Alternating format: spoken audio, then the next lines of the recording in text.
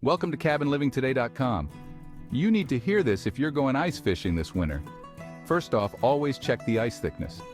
4 inches thick is good for walking, but you'll need 8 to 12 inches for a truck. Bring an ice auger, spud bar, and a buddy. Never fish alone. Wear a life jacket, even if it feels silly. Got ice picks? Keep them handy in case you fall in. And pack a rope.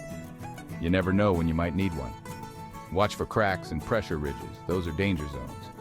Remember, the ice might be safe in one spot, but thin just a few feet away. Take it slow and steady.